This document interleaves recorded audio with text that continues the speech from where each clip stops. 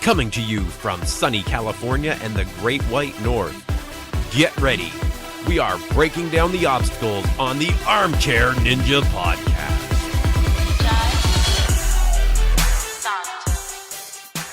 Hello, everyone, and welcome back to the Armchair Ninja Podcast. It is Saturday, June 8th, 2019. My name is Rich, and joining me to cover the ANW11 Atlanta Qualifiers is Bijan. How are you making out? I'm good, my man. There are some big boys on this episode. Woo! I hope we have a lot of episodes like this. This is great. I want superstars in every episode.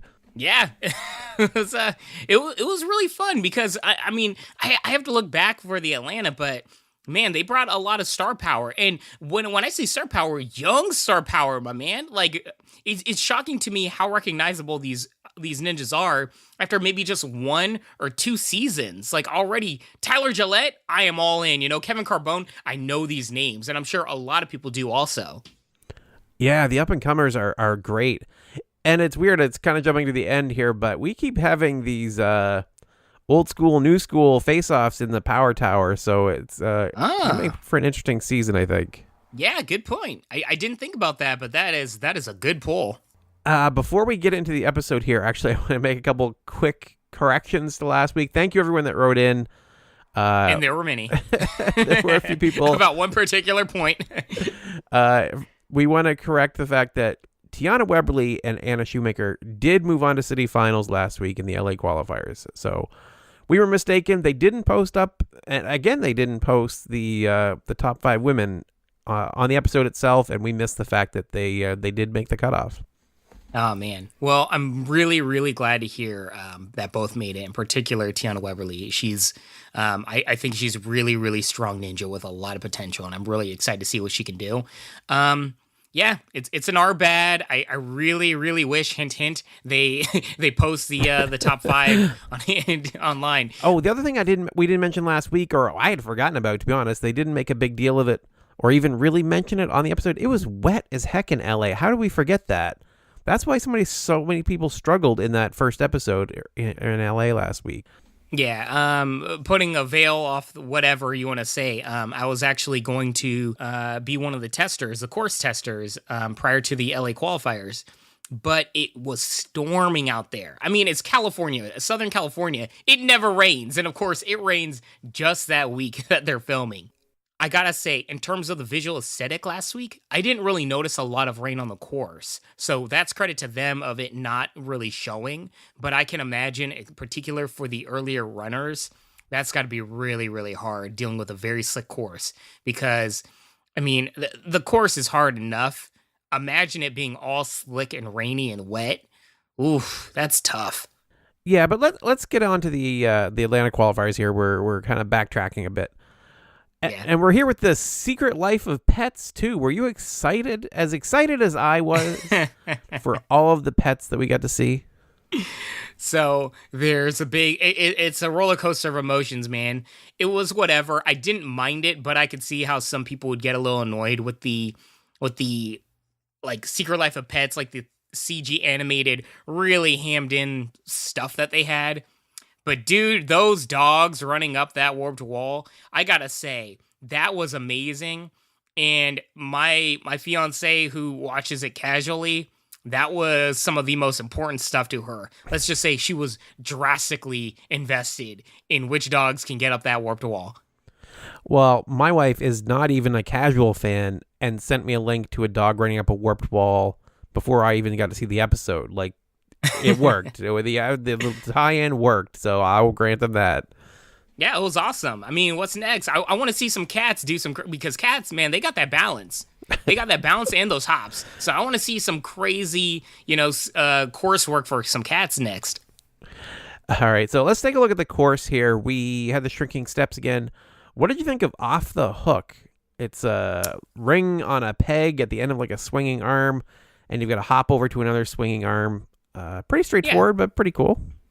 It's a straightforward obstacle. I think it's a great second obstacle. And to the point of, it's not overly dynamic in terms of technique. You know what you need to do. It's pretty straightforward.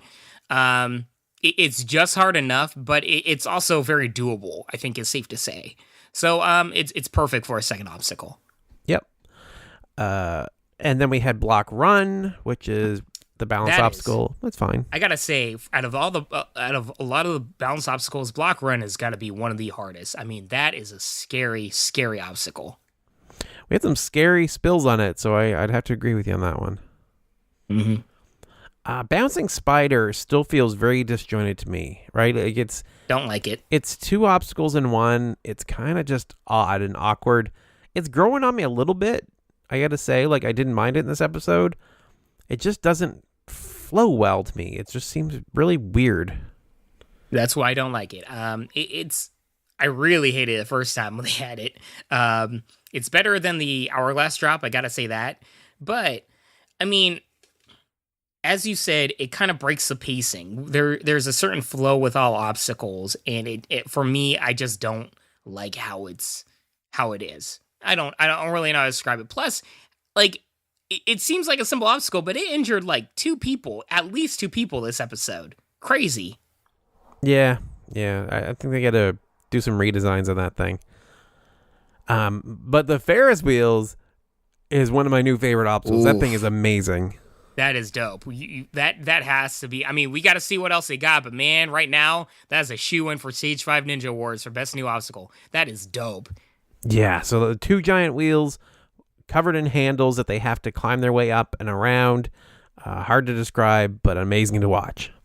Yeah, but not just that. There's a variety of ways to go through it, and these are the obstacles that I really, really enjoy. The versatility involved with it.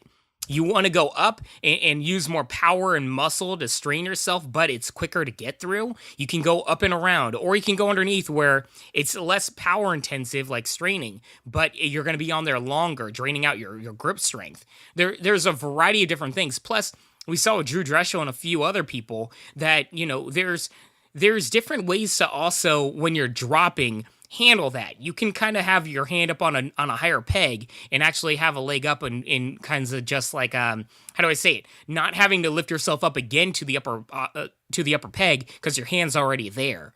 It's really, really intricate, and I love just the versatility you can, in terms of approach that you can make on it. Yeah, I think it's nearly a perfect obstacle. It really, with the variety, like you said, it's not intensive to one skill set or body type. It's, you can tackle it differently if you're shorter with less wingspan versus, I just like it. I think it's fantastic. Yeah. So let's get into some of these runs here. We had Mindy Hilton take the course. Rookie cancer survivor, husband divorced her out of the blue, and she was running for her daughter. She took a few extra swings on the rope, but she did make it.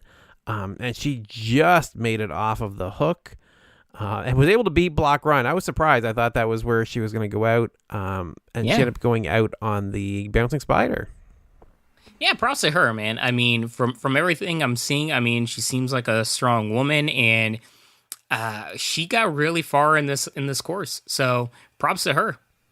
I got to admit, first when you see her, I'm just like, oh, I don't even know how to describe it. I just wasn't expecting that much from her, and I was thoroughly impressed and surprised, and good for her. Yeah, they've kind of gotten away from giving us the early fall on the first run, so I think that's kind of what's still tripping us up. Yeah, and I like that. I like surprises. Keep it up. Yeah, always mix it up.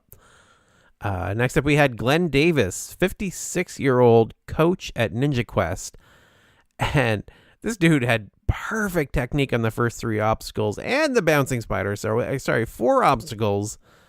He hit the Ferris wheel, and I could see the struggle starting, and he did an amazing job, though. I was really rooting for this guy by the end. He ended up falling at the drop of the second Ferris wheel, but a solid run, especially for 56 years old. That dude is crazy good. Okay, I gotta say, this was one of my favorite runs of the night. Absolutely amazing. He just seemed like an overly a caring guy. He was passionate, but you can really see everybody around him really cared for him doing well, which really says a lot for him. As you said, dude is really in great shape, but he definitely shows his age also. But he runs like he's just super young, and I don't know. It's very subtle. Sometimes you don't need a story. You don't need all the words. You don't need everything.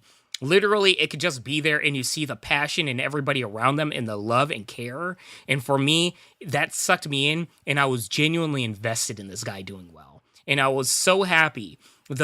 He went further and further into this course and really gave it his all. And he was struggling, but he never gave up. He kept going and kept going. And I don't know. This was one of my favorite runs of the night, man. Really, really good stuff. Yeah.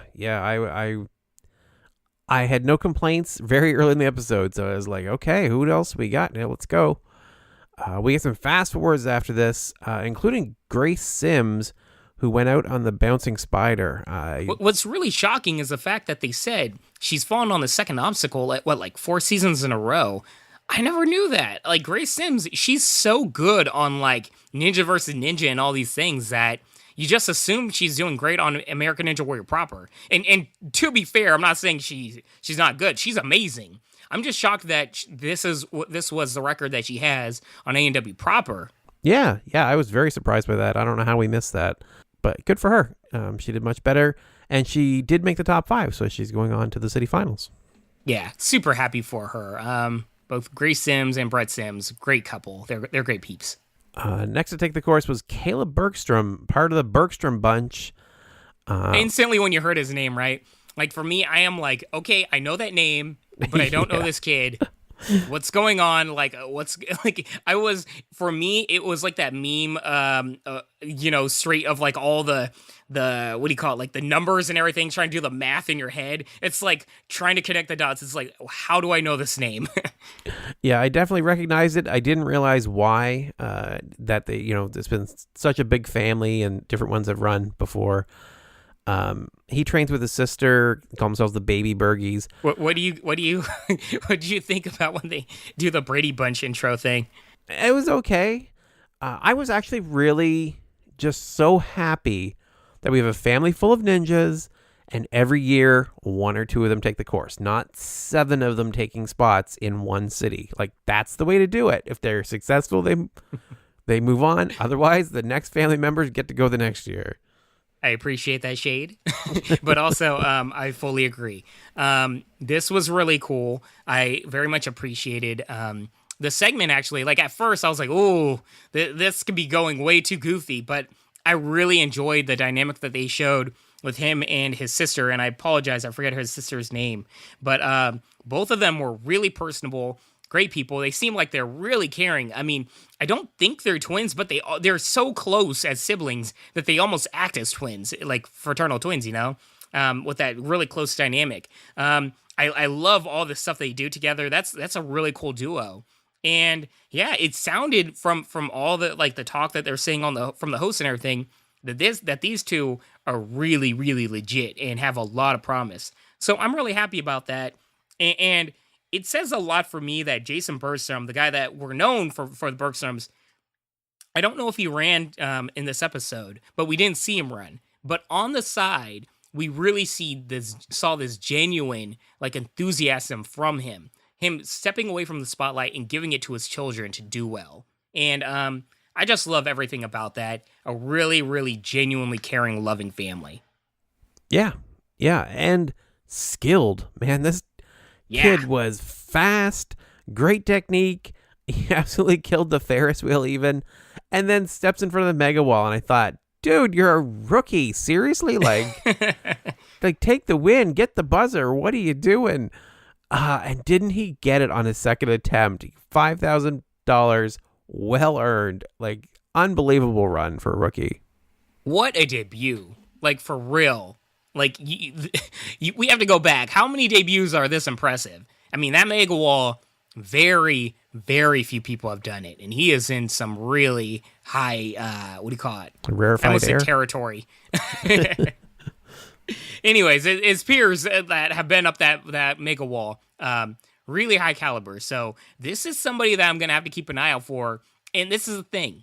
He made a name for himself very, very quickly. And I'm really interested to see what else he can do.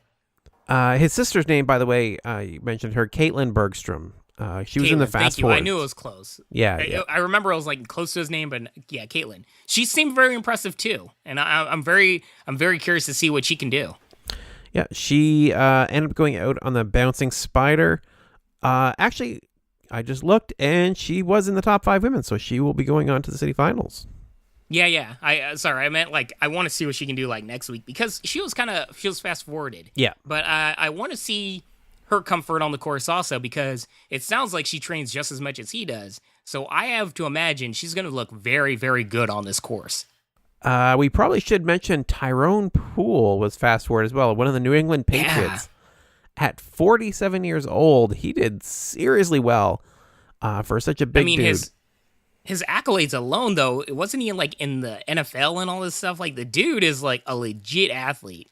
Man, they had some really interesting fast forwards this episode. Yeah. He made it to the Ferris wheel, like, incredibly impressive for a guy that size, and I believe a rookie. I don't believe he's run before. So, good on him. Yeah. If you can, you might want to, touch on some of the fast forwards when we get through them because there were a lot of notable ones in this episode. Yeah, I'm trying to hit the notable ones if I can, so I'm keeping an eye out. We've got, after that, Tony Miles. There was all kinds of weird stories. I love this. A professional poker player betting $5,000 on himself to hit the buzzer at 25-1 odds with a friend. But this is the thing. If he hits the buzzer, he gets $125,000. So this is the question, Rich, and for everybody at home. Would you do that? Would you put $5,000 on an American Ninja Warrior course where if you hit the buzzer, you get 125 G's? No, not in a million years would I put that on me. No way. Oh, I would do it in a heartbeat, bro. I would instantly do it. Like, before they even finish their sentence, I'm shoving $5,000 in the face, being like, let's do this. If it was the first obstacle, maybe. Yeah, maybe. I would find it somewhere and do that. But no, not for the full course. Rich, I'm telling you. I can go donate $5,000 today if that's all you're looking for. Bro, if $125,000 are in front of you, you will find the strength and the will to get through that course. But yeah, I would put it on you. How's that? I would bet it on you. Oh, well, thank you. I look forward to disappointing everyone with that. But unfortunately, Tony Miles did have a disappointing run. He ended up going out on block run, so he did not win the big pot in this case.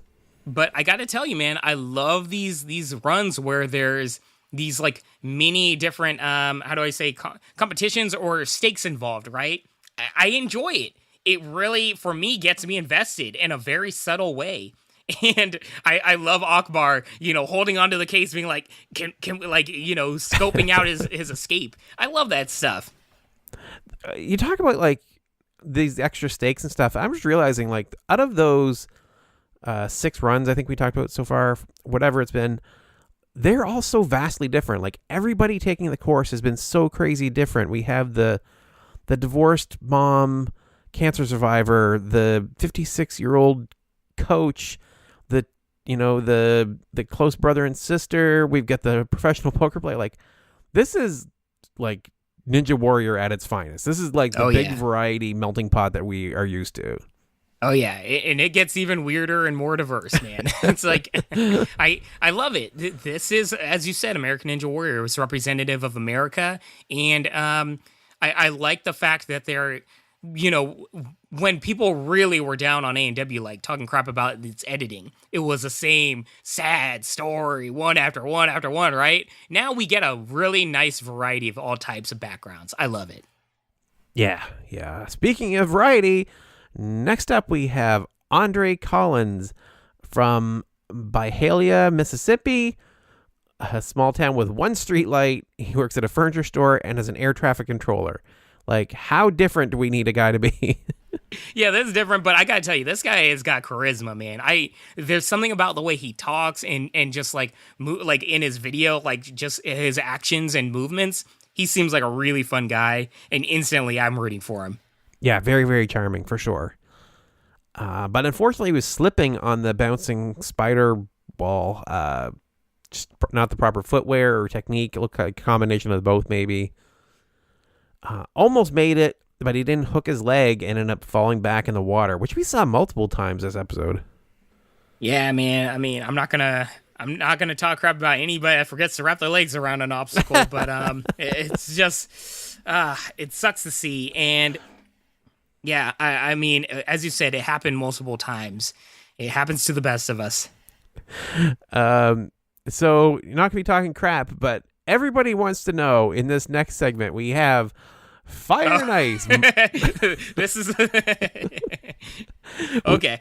We have go on. Michael Johnson and Eddy Stewart, Fire and Ice. So Eddy Stewart, being a firefighter, famous for his Pec Bouncing, and Michael Johnson, the I have ice in my veins guy, have teamed up to form the perfect duo for Bijan's rants.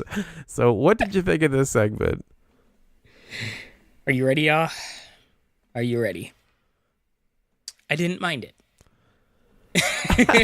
I'm sorry to disappoint, but I honestly didn't mind it all that much. The segment was short, which obviously, as soon as I saw it, I wanted to punch a wall. I was like, oh, God.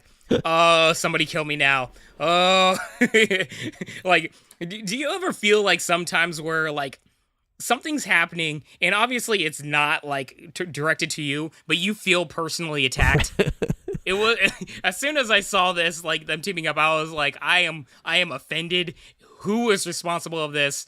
They must hate me. But it does feel that way. Say, I have to say, yeah. I do feel like if anyone has an opportunity to claim that a show has personally attacked them, I feel this segment is a direct personal attack at you.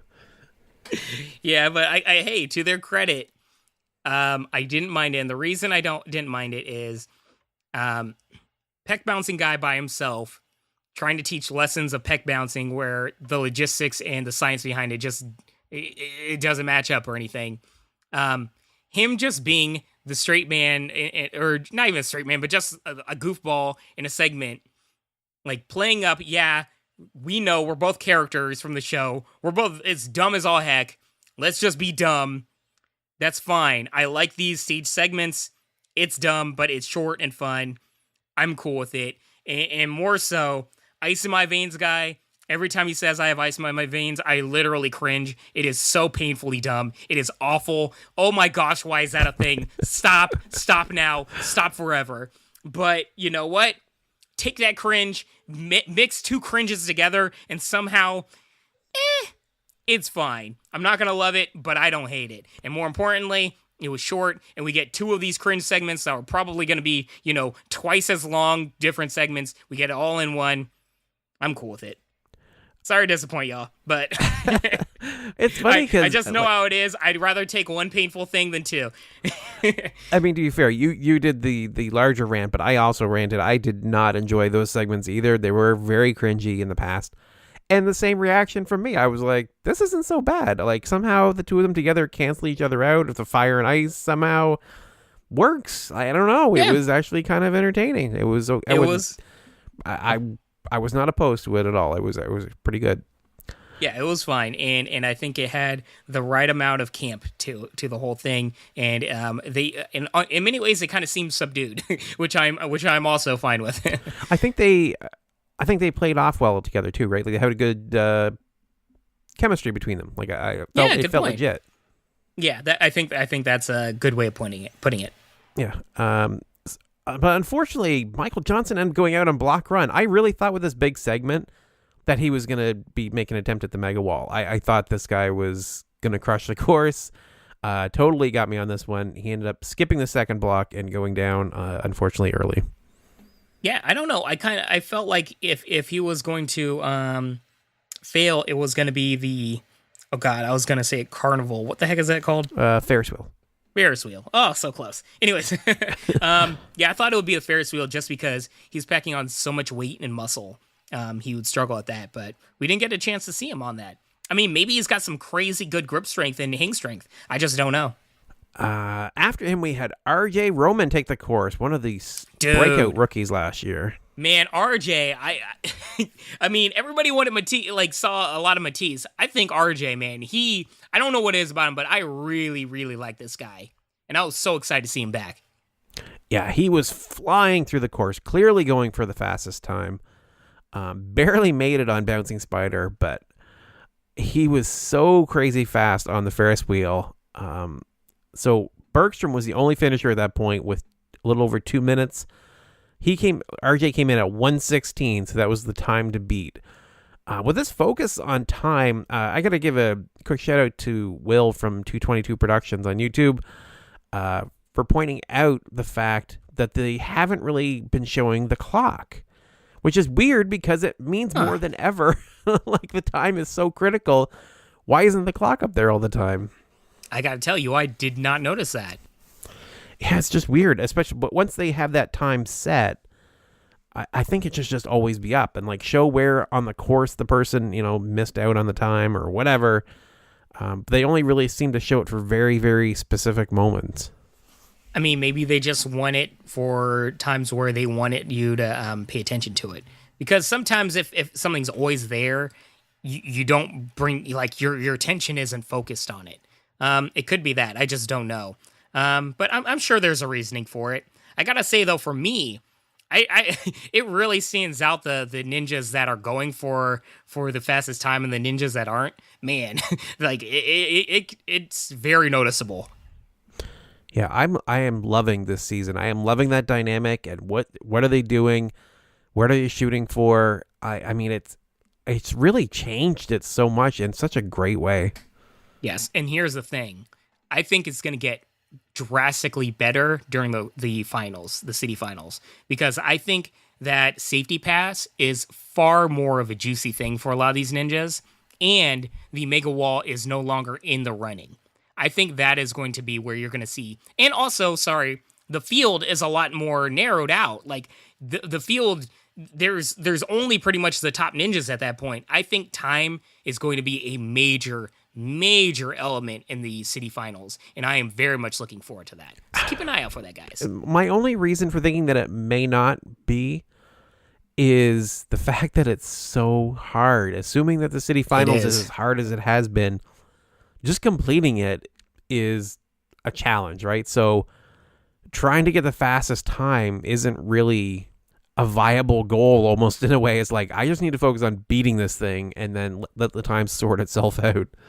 That's a very, very good point. I forget how low the completion rate is for the city finals, but it is drastically low. I mean, infamously, a lot of people have said that the city finals course is one of the hardest courses in ANW, Yeah, that's a good point. Yeah, we'll see, though. I could be wrong. Maybe they won't.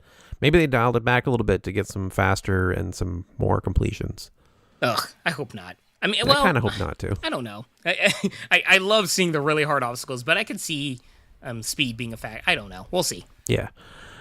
We had some fast forwards after that, including Eddy Stewart, the Pec Bouncing ninja, who failed the warped wall, like the regular warped wall. He wasn't able to do it, burned himself out on the course itself. That's unfortunate. Yeah, a little surprising, but we've seen it on Team Ninja Warrior too, right? Where some like ninjas we know that can beat the warped wall are just beat, right? They went so fast that they had nothing left. Yeah, and just kidding. I like Eddy Stewart. He seems like a nice guy. Yeah. Emily Durham was fast forwarded. I had to mention her because that fall back on the bouncing spider, oh my God. She was up on the wall. She was cleared almost. And all of a sudden she just takes this weird tumble back off in like the worst way possible. Yeah, luckily there's water underneath, man. Well, for me, Nick Yoakum, this dude's wife, losing her mind. like his wife is the embodiment of what I would be cheering on, like my fiance on the course. Like, it would just be all emotions in the world. That's funny. I was going to skip him, but yeah, I did have a note about his wife, and I do remember her going like completely crazy. She's crazy. Like having a mental breakdown, like in having all like, she's literally freaking out happy. She's crying. She's losing her mind. She's shaking, like every emotion. I love it. I want to see her react to every runner on the damn course. Good stuff. Next up on the course was Alyssa Barcelona, who I couldn't even keep track. There were so many, but from what I could tell, she tore her ACL at 16, 20, 21, and then had a car accident and tore it again. She had 5 knee surgeries in 8 years. This segment hit a little close to home for you, man? A little bit, not quite as much as Travis Rosen, but definitely had some shades of it there. Yeah, I mean... Oh, for those that aren't familiar, I don't think I mentioned on the last episode, and a lot of people were not around through the off season. I had a little spill back in the fall. A little bit. Broke my knee. I saw those X-rays. It's not little. Yeah, I had a pretty major, very similar to Travis Rosen's injury. We'll talk about that when we get to Travis's incident. But yeah, definitely felt some shades of that with Alyssa here. Yeah, with Alyssa though. I mean, she broke her MCL or ACL and all these different parts of her so many times in gymnastics. I mean, at a certain point, it's like, oof, I know you have a passion, but you really have, like, I feel for her and I hope she takes care of herself. Going into this, I just didn't know. I think when it comes to injuries, the person can be as talented as can be, but you just don't know the physical limitations of their body and what they can do. And, her entire run had a little bit of, me covering my eyes being like, oh gosh, I really don't want this, like, the story to be, hey, I've injured myself, my legs, like 5 million times, and now I'm running on this course, I'm going to injure it again. Like, I really did not want that to happen. So I was really worried the entire run, but it brought a lot of drama also to it. Yeah, I jumped out of my skin. She took a major spill on block run, but she managed to recover. She was able to beat the bouncing spider, which is where I thought for sure she was going to go down with that. That's kind of rough on your knees to jump down and hit that trampoline, I would think. Big time, man. I mean, all your weight's going on your knee joint. She was the first woman to actually make it to the Ferris wheel. She tried the bottom of the wheel. She managed to spin it until it locked before falling. Like, just an amazing effort. I loved seeing how you can use the bottom of the wheel instead of going up over the top the way she did. Made that obstacle like drastically improved. Like as great as it was before that. Once we saw that, I was like, oh, I like this even more now. Yeah, I gotta say, this was one of my favorite runs also of the night. She showed a lot of heart. I mean, her nickname, I believe, is the Never Quit Ninja, and she never quit. She gave it her absolute all, and she fought through that Ferris wheel to the very end. She did everything she could to get through that, and I really, really appreciate that dedication and heart. And I really, really see good things for. I don't know, good things for her, but like I have to imagine we're gonna see her again, like multiple times, like multiple seasons and everything. And what an amazing story, and I just wish all the best for her. After her, we had some dogs on the warped wall. So exciting. Doggies! I love the dogs! And then we had Roo Yori take the course. Oh, man. Who has been running a dog rescue in Wallace the Pitbull's honor, who was his Frisbee dog a few years ago, his rescue dog that he made into a Frisbee champion, or the two of them worked together to become Frisbee champions. Very, very impressive story. Very cool. Yeah, I love this guy's story. Maybe it's just because I'm a dog owner now, but I love seeing all the dogs, and it really shows his love for his pets and everything. Yeah, I'm actually not a dog liker at all, but I will say this: Roo Yori's story is amazing enough that it drew me in. Last season, he was on the Wolfpack Ninja podcast, and it was a fantastic story. Really, really enjoyed that episode. It was one of the better ones they've had. So go check that out. And I just saw before we started recording that the official American Ninja Warrior podcast has kicked off again, and Roo is their guest this week. So I will be listening to that as well. I'm glad to hear that. Rich, one more time. How'd you feel about dogs? I don't like them. Sorry. Shame! Shame! You get the first shame bell of the season. Shame on you. Yeah, fair enough. Dogs are love. Dogs are life. I get it. I get why people like dogs. It's fine. It's whatever. Anyways, as for the run, though, how'd you feel? What a great run. Oh, my God. Yeah. He raised $8,000 last year, which becomes important in a minute. He's 42 years old, which he looks really good, and he's looking really good on the course, too. He hadn't been that far, hasn't, had since his breakout rookie year, he's been having a little bit of a rough go with it. Made it to the Ferris wheel. Everything was seeming good. And he managed to finish it and then hit the buzzer. Like, it's amazing. Like, it's been, like I said, it's been 3 years. And then Secret Life of Pets 2, coincidentally, like, it wasn't like they could possibly have known that he was going to do that, but donated $20,000 to his pet rescue. That was fantastic. What an amazing moment. Like, absolutely amazing. The fact that he was able to complete the entire course, be just so happy, like the jubilation for everybody involved. It was a night celebrating pets in many ways, and dogs in particular. And for this really genuine moment to happen where they donated $20,000 to his rescue, it really culminated and made the episode. In my opinion, it was probably one of the strongest moments of the entire episode. Roo Yori, you definitely get the visually profound moment of the night. 100%. And the video, everything leading up to it, because we became like just infatuated with all these dogs. And then we see that all this money is going to this genuine charity that he works on. I mean, just everything involved was brilliant, amazing, and it made me tear up a little bit. So, yeah, I have a heart. Aw, that's sweet. You don't normally tear up. It's always me. Yeah. Doggies. We had some fast forwards after that, including... you need to hit the shame bell for this. Ryan Stratus is beating the mega wall for the second time. This is his second year in a row. And they don't show it. We get a fast forward of Ryan Stratus. Are they crazy? Shame! What is going on here? Okay, you can dedicate at least a few moments of this darn episode to freaking Travis Rosen. Or not Travis Rosen. Ah! I'm so angry. Okay, so anyways, dude, for real, when you think about it, like, there was so much time dedicated to the Secret Life of Pets, and I get it. I get it. There's sponsors and everything. But all these things are happening. When you think about it, the second or the first time that somebody's completed the mega wall 2 times in a row, like, how many times have we been able to see Ryan Stratus run a full run? I mean, he has to basically put his beard on the line to get a full segment and everything. I mean, this guy is brimming with charisma, passion, fun. I don't know what you want from him. I don't know if he runs and he's all straight-faced, because I know he can be very serious sometimes. Maybe that's the issue. But, it's so frustrating to see. That said, I'm not going to complain all episode about people being skipped, well-known ninjas being skipped, just because there were so many great stories shown in this episode from new ninjas. We will have, hopefully, time dedicated to more of the more well-known ninjas in the city finals. But, I mean, this run, for me, should have been shown at least a little bit more. Yeah, that's all I was looking for in this case, I think. Right? We know Ryan's story, at least we've had a few of them along the way.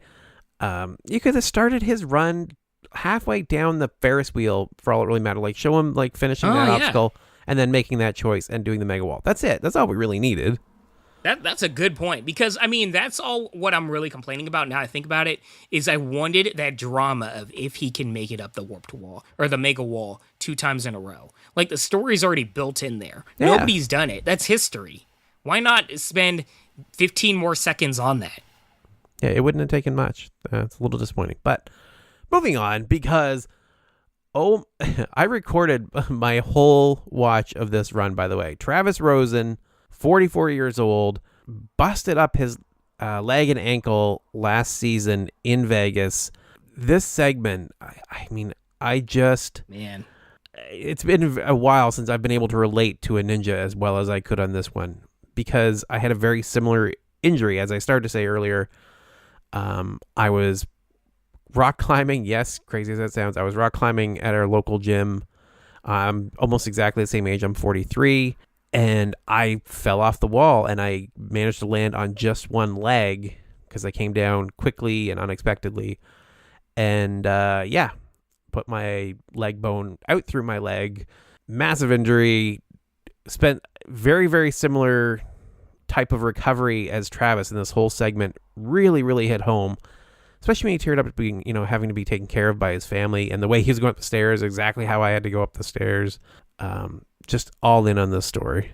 Yeah, it really was a powerful story, and you can really see the emotion on him. And the one moment that really hit me hard was when he said, he asked his family if they wanted him, to go on American Ninja Warrior again. And he said he was expecting everybody, this triumphant moment where everybody was going to be all happy. And he said, everybody said no. And my youngest started crying because she was scared that I was going to run again or hurt myself again. And man, like, I don't have children, but I can't even begin to imagine, like, I don't even know what I describe, but the feelings involved with that. I mean, it probably hit harder for you, Rich, but man, this was really, really powerful, dramatic stuff that's relatable and just raw, real emotion. Yeah. I mean, as much as people can sometimes get in on the show for, being heavy-handed stuff, like, that was real, that moment. And I feel that I am currently going through that. When I talk about going back to rock climbing, I get so many people, my mother's freaked out at the idea. But my wife is supportive, right? She knows I enjoyed it a lot. So making that decision is a big part of, the coming months for me. And the fact that he decided to do it again, I don't even know that I agree with him doing it again, to be honest. I can't say that I necessarily do.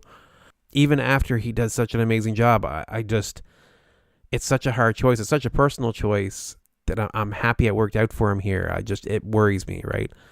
That kind of injury, I don't know. Maybe I'm just not used to these types of injuries. And I've seen them on the show before, but to experience it myself and now to put myself in that position, it's just weird to think of doing that. Yeah. I mean, well, first of all, shocker to nobody, this also gets the visually profound edit of the night. I mean, 100%. This was nothing even came close to it in terms of his story. But as for what you were talking about, Rich, I mean, it's a personal choice, but as somebody that's played sports all my life and done athletic things, it comes back to personal happiness. And it sounds like he really got into a slump and a depression, not being able to do the things that he loves. Of course, his daily activities also, but he genuinely has a passion for this stuff. And I think that's one thing to also take into consideration, that this is something that he loves. And I'm just happy that he's able to do this for at least a little bit longer. Will he ever be himself again, like to the extent that he was fully healed? Nobody knows. We'll find out. But I'm glad that he at least had the strength to stand up and give it a try. I'm pretty sure it's if you get injured again, no more honey from the family. But yeah, I mean, I'm glad that he at least gets a few more times of doing the things that he loves. Yeah, great point. So in the middle of Travis's run, he took a spill on block run and about gave me a heart attack.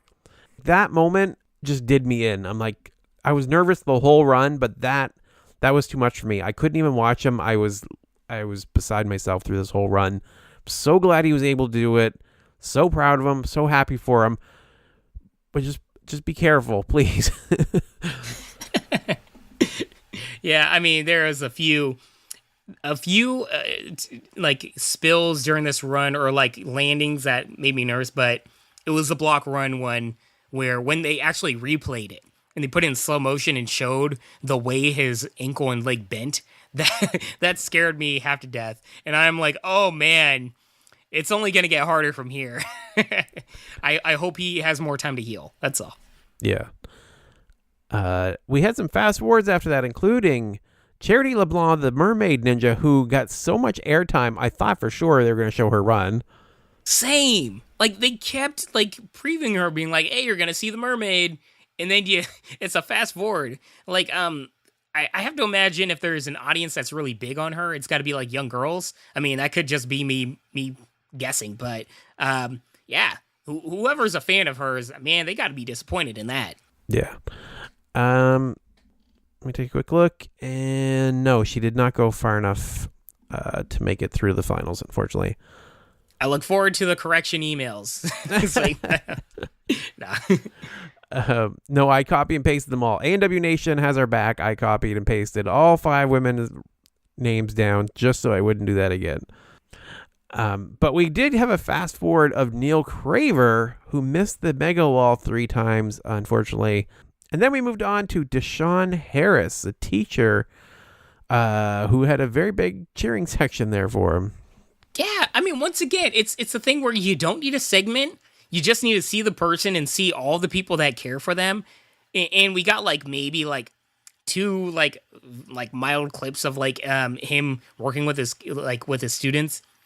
Guy seems like a genuinely good, positive guy. I mean, I don't like to put myself in other people's shoes, but if there's a personality type that's close to mine, I feel like it'd be his or him. So I was rooting for him because I just saw a lot of myself in him, with the students that I teach on the side and all the stuff that I do. I really connected with him, and I was really, really rooting for this guy. Me too. And it's funny because he did kind of remind me of you, especially at some of those mannerisms. I think he was even yelling the same way that you did. Yeah. So it was kind of funny. He ended up hitting up high up on the hook, but did make it through. When he fell on block run, he let out this yell as he got out of the water. I thought he was going to be super mad, but I loved his pose. He gets up and he comes out of the water and starts cheering at all of his supporters. Such a great positive reaction to hey, you know what? I got to run the course and this is how far I made it. Yeah, it was fun, man, and I'm sure there was some disappointment with him, but he genuinely focused on happiness and entertaining the crowd, which once again, very important to do. I feel like some ninjas need to remember that. Hey, this is a television show, and he did a great job, and I really hope we get to see him again because I feel like there's a lot to this guy that we haven't seen, but he could be something. All right, and next we had Tim Sagenson, that paper cut ninja who I was looking so forward to seeing this year. I did not know what to make of this. Oh, really? When going in. Well, going in, I am like, what is this? Well, I saw them on Instagram. I shared it out. If you look at my Instagram a few months ago, I shared out these paper cuts because I thought they were amazing. I have been saying for a while, I've been trying to convince my daughter to do little caricatures of all the ninjas because I feel like they're perfect for it. They're so diverse, they all have unique personalities and everything. They're just made for this kind of thing, and this guy just nails it. It's just perfect. They're such great likenesses. Yeah, he's really, really good. I love everything that he does with creating them, and I love the fact that he made it they had this little segment of the ninja squad with all the different ninjas. That was really fun, and man, as you said, lifelike, brimming with realism, and just I don't know, it just feels like they're right out of a cartoon or something. Yeah, you could have them fully animated and tell me that it was a new series coming out. I would believe it. They just look straight out of Cartoon Network or something. It's great. Yeah, great stuff. Segment a little long. I wish it was just a little bit shorter, but other than that, no complaints. Yeah. And he's 45. He does not look 45 at all. Well, that's not the thing to talk about. As soon as he got on the course, man, I don't know if you have the same thoughts. I was like, how big is this dude? This guy is massive. Really? I missed that, I guess. He looked like a giant on that course. I think they said he was 6'3" or something like that. He looked every bit of it. I missed that. I was so focused on all the paper, I actually missed the ninja. Good really? job, It me. looked like he could have skipped one of those steps on the whatever you call the first obstacle, man. The dude was just a jolly giant walking through that course. Props to him, man. It was awesome. But with the age and his size, I was like, I don't know how well he's going to do on that Ferris wheel, but we didn't get a chance to see it. No, he was struggling on the steps, but he did make it through and just missed the transition with the ring on the off the hook. Yeah. Also, I remember, now I think about it, they said he played basketball too. What a crazy story this guy has in terms of a background, because he seems kind of nerdy, does all this stuff, but he played basketball. Yeah, nerds like basketball too. I play basketball. I'm nerdy. Not NBA. I want to clarify, y'all, but we had some fast forwards next here. We had Booty Cothran. Booty! Why? Why they gotta do this to me? This is a personal attack. I am offended and I am attacked, and I am not for it. Why are you doing this to me, producers? Why? I want Booty. Because Booty is the man. Booty is the best. If y'all haven't heard me raving about Booty before, I love this guy. I love Booty, and I'm gonna stop talking about Booty now. Next, we also had a fast forward of Devin Harrelson, Dougie Fresh, back after fracturing his skull in one of the most horrific accidents I've ever seen them show on this show. I did not know this happened. Like where have we been, man? I don't know. That looked nasty, like really nasty. And I'm glad, even though it was a fast forward, I'm glad they dedicated at least a little bit to tell us his story. Like, we got all the information we needed and went right into it. That's cool. And I'm glad at least it seems like he's like healed up and okay. He's a very dedicated, passionate guy, and I love everything about him. And on a related note, after having that fractured skull, we have Chad Hahn take the course, who for some reason cuts his head every time he runs the course. Like, or not every time, but is this the second time he hit the buzzer, and it's the second time he's cut his head open on the course? Like, it's a little weird. Like, I don't even understand how he did it on the bouncing spider. Like, the pad doesn't look sharp. Like, it was bumped him a little. It was a little small hanging peg thingy-majig or whatever it was. The small crayon. It swung back. And what's weird is I feel like when you look at those, they look soft. Especially the small one, right? But I guess it's hard enough to cut a freaking skull open, man. I don't know. But I loved his line where afterwards he's like, I don't know why I keep getting hurt, but I don't like it. I love that guy. That was so genuine, man. Yeah. That might have been like one of the lines of the night. I love that. Yeah, that's pretty good. Next on the course, we had Jessica Clayton. Wants to be the first mom to hit the buzzer. They reminded us of her story from last year. What a powerful She was homeless story. briefly. Really had struggled. This is her third season competing. I did not know it was a third. I thought it was a second. Me too. Interesting. But they said third. Yeah. Sometimes, like one of the run or like their introductory season, it's like, we can skip that. Yeah, that happens to us a lot. That's why we don't even do the rookie of the year anymore. We had so many problems with that when we tried it because we didn't realize who was rookies and who wasn't. It was so confusing. And it's like, you know what? Just breakout performance is much easier to actually go by. Yeah, much better. And really gets to more of what we're trying to say. So Jessica here had a breakout performance. She just beats the block run after a fall. Dude, like that first step on block run, she doesn't get her right leg up like enough where she kind of slides her foot up it. I thought for sure she was going to trip on that first one. I was very scared. It's like a split second, but man, a lot of emotions in that split second. She had a big struggle in the bouncing spider too, but she did manage to make it. And like with all these struggles, like nearly falling, a struggle in the bouncing spider, who'd have thought she was going to be able to beat that Ferris wheel? But oh my God, I can't believe she did. That was amazing. Go on, because I'm going to have a lot to say afterwards, though. So after the Ferris wheel, she had a bad miss on the first attempt on the wall. Managed to get her fingertips on there on the third attempt, but just not quite there. So it was such a great run. I just wanted that last little thing for her, but it didn't quite get there. Yeah, so for Jessica Clayton, I got to say, built in a great story of I want to be the first mom to get up to be, get up the warped wall and hit the buzzer. And I didn't know that no moms have done that before yet. And I got to say, with her story, knowing her background from last year and her passion in going through these, she gutted out from the very first step of this course. She was struggling, or not struggling, but she overcame almost falling in the very first step of the very first obstacle. And then she barely makes it through block run, but through genuine grit gets through that. And then, every other subsequent obstacle, struggling through, in particular that Ferris wheel. She was going slow, but she was never going to give up. She held on to every single peg, and she was not going to let it beat her. I loved every second of it. It was a really powerful moment.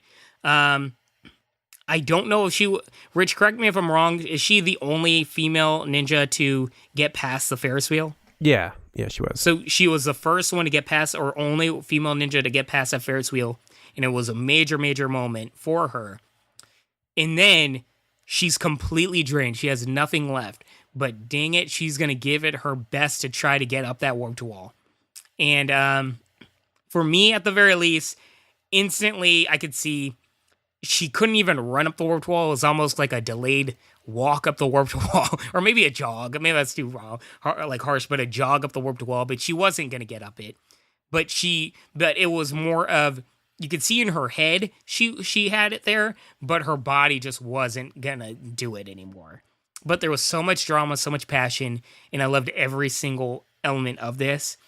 Jessica Clayton, you get the athletically profound run of the night.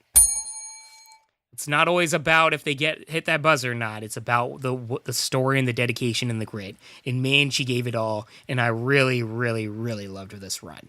Probably more than Rich, but yeah, this meant a lot to me, this run.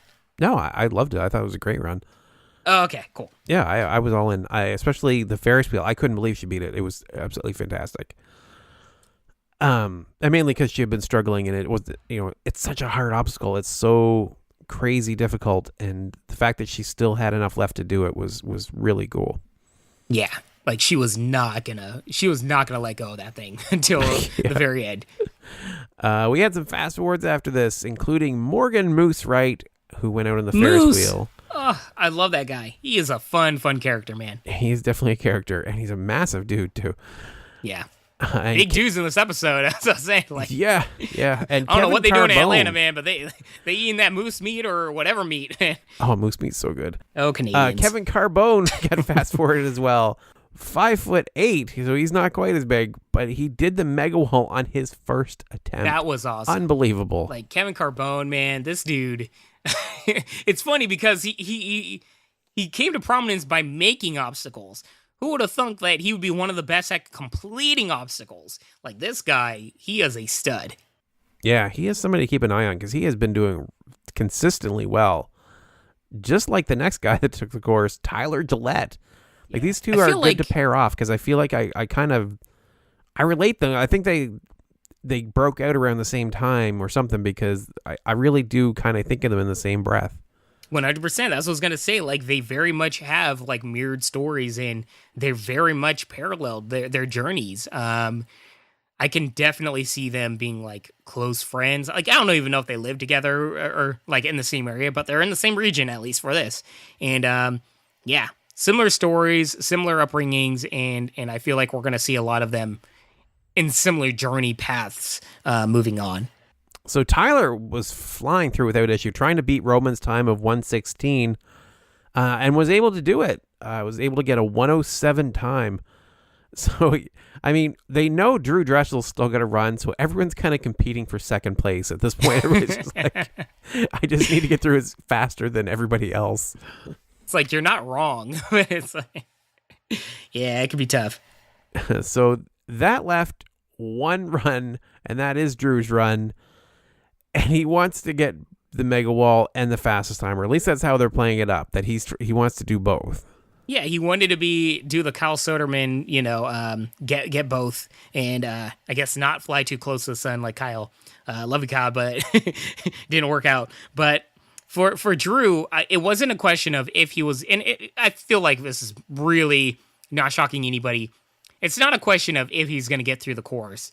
It's if he's going to rack up the accolades, like, put upon everybody that they see upon him. Is he going to get the fastest time, also get up the mega wall, and complete the, whatever it's called, final destination thingamajigger, the power tower? So, yeah, is he going to get all three? Is he going to get the trifecta? Yeah.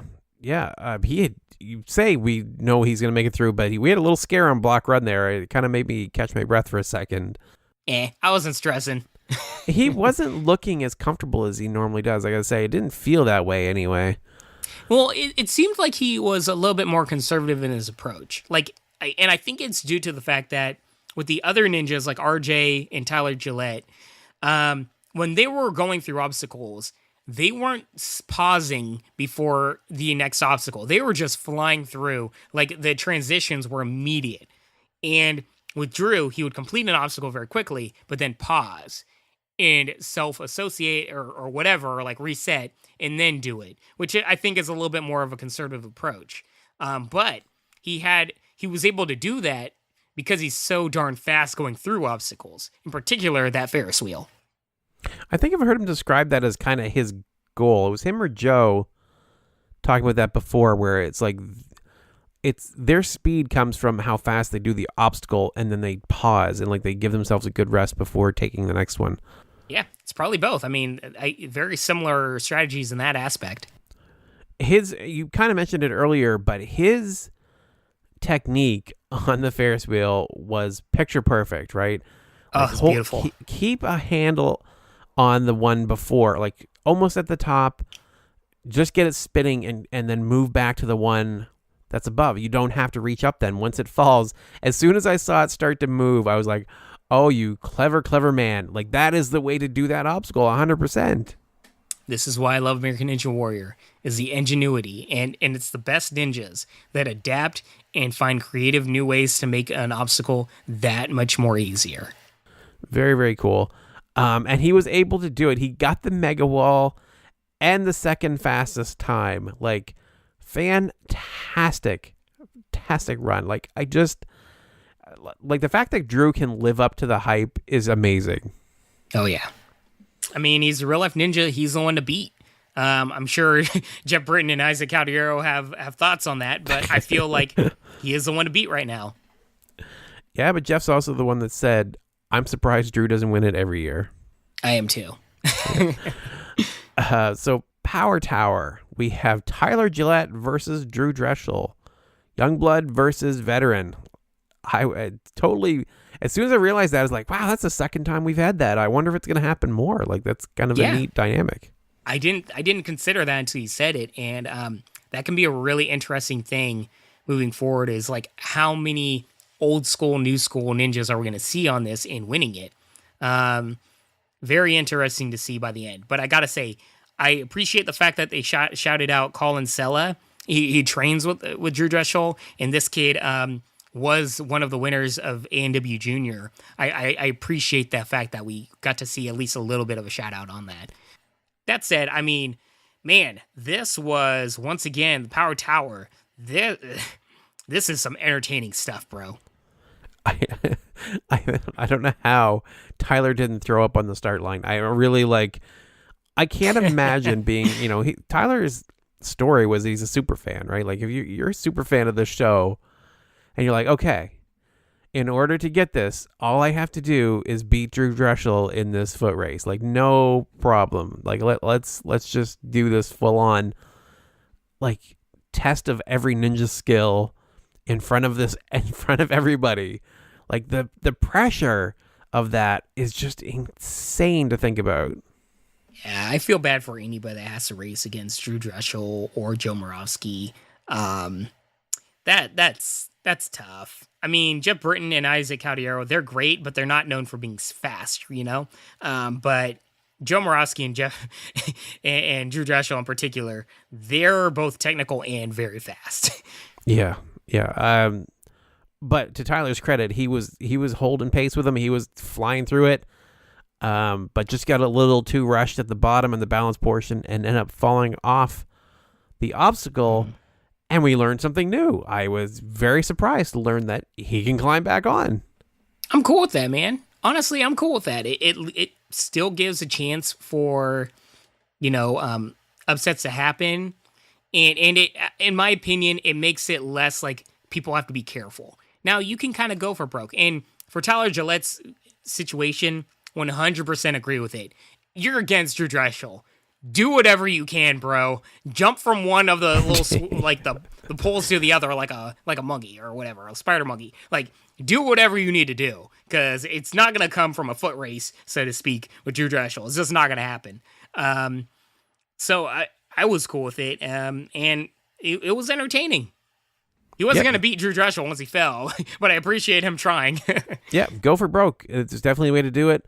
I think they let them continue on because no one wants it to end like that. Can you imagine if Drew just like, oh, so I win. I guess that's how we're going to end the episode. You want him to hit the buzzer. It's got to end with somebody hitting the buzzer. Yeah, 100% agree. So Drew ends up getting the speed pass. Means he is going to Vegas, and probably will be running like a maniac to get the safety pass. In the finals. I think it's pretty safe. He's getting the safety pass. I mean, see, he didn't beat the city finals course last year. Don't forget. Come on, bro. Yeah, but like, it can happen to anyone, man. Anybody can fall. I'll say this. At the very least, I think he's going to have a bit major weight off his shoulder, and he's probably just going to go all that much faster. And this was to your credit, Rich. You made these points of if you have that speed pass and you have that comfort, you kind of can just throw caution to the wind. And he has a chance to do that, so to speak. Yeah, I have a feeling. My prediction is that Drew is going to fall somewhere just because he is going to go all out. It could happen. So we had a bunch of skips here that didn't make a lot of sense. Some of them for a variety of reasons. So I got to kind of run down a few of these. There were 17 clears, I believe. 17? Yeah. Man, like I didn't feel like this was a hard, like, I felt like this was an easier course than LA, but I didn't think it was an easy course. No, I mean, that's pretty typical. I don't think that's excessive. It didn't feel like that on watching this episode, bro. Well, because they skipped a bunch of people. Here's the people that finished the course and didn't even get shown, even in a fast forward.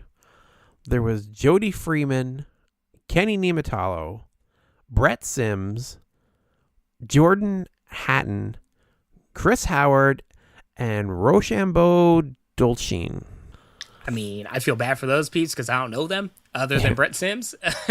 Well, yeah, I got to go through all these because I got to find the stealthiest ninjas too. So that's kind of part of the reason I got to dig through everybody.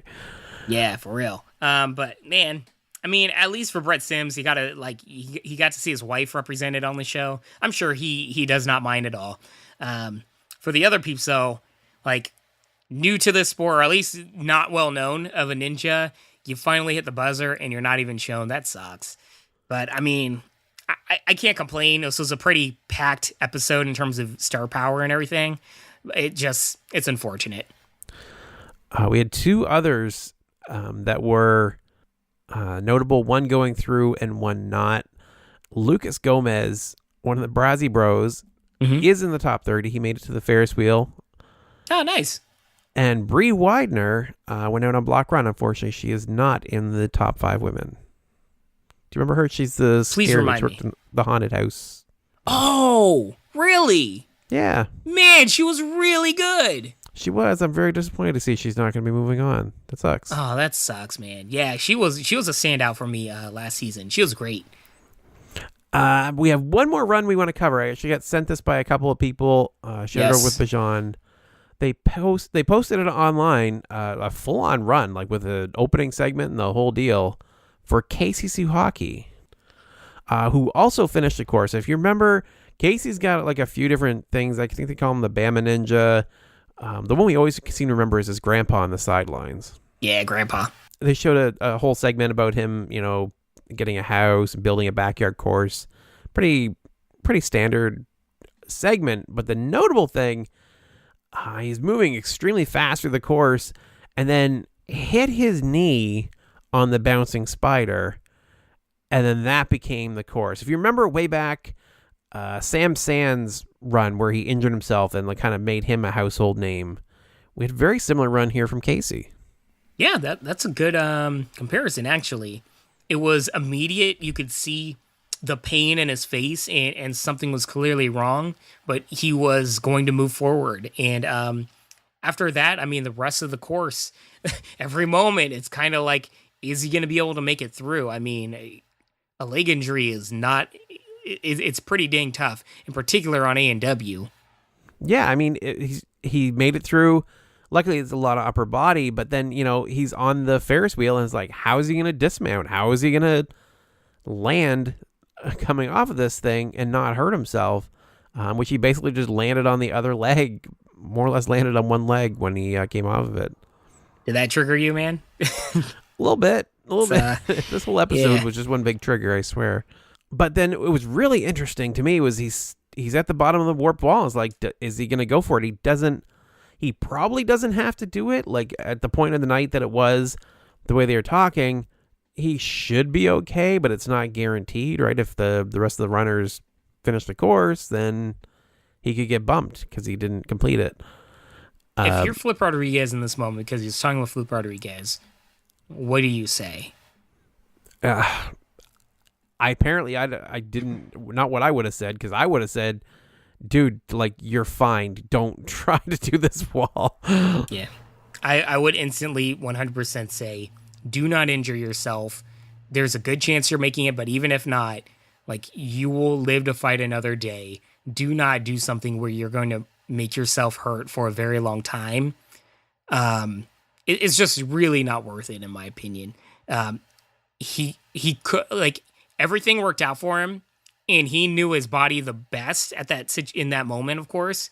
But from what I saw, if he were to fail the warped wall and land back on his leg, he could have really done a lot of damage.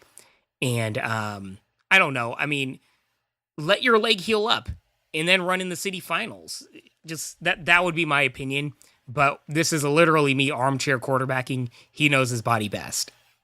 Yeah, I was thinking the same thing. Is like, if he doesn't make it, it's going to go really, really badly. But he did make it, so good for him. I'm curious if he went against Flip's advice, or if Flip's advice was basically like, is it hurt or are you injured? Like, you gotta figure out what this is. If it's just hurting you a bit, that's probably okay. But it's just a weird decision to make when he probably didn't have to. But good on him. He hit the buzzer. So go Casey. Yeah. Go Casey, man. Definitely added some drama. I mean, it was a very entertaining run. I was telling Rich, I'm shocked it wasn't on the episode, because this was a very dramatic run, and I encourage everyone at home, watch this. Really, it's some serious good stuff. I honestly was expecting it to go really badly. Like, I was like, but then I thought, well, they wouldn't really post that online, but the way it was so built up, I was like, this is a perfect segment and everything. There must be a reason they didn't put it in the episode. So I thought maybe he really hurts himself on the end and they didn't want to air that. But I mean, they showed Travis's injury in Vegas, so I don't know. All right, so that is it for this week. If you'd like to reach out to me, you can reach me as rich@ninjapodcast.com. I'm at Ninja Podcast on both Instagram and Twitter. And Bijan, how can they reach you?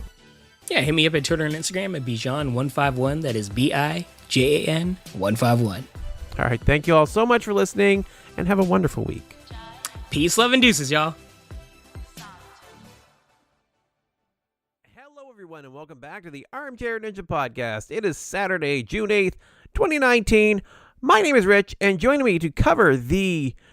Oh, crap. I've got a note here. 1 second. Great start. Yeah, Great start. I'm going to try this again. You should add that to the end as a blooper. That was amazing.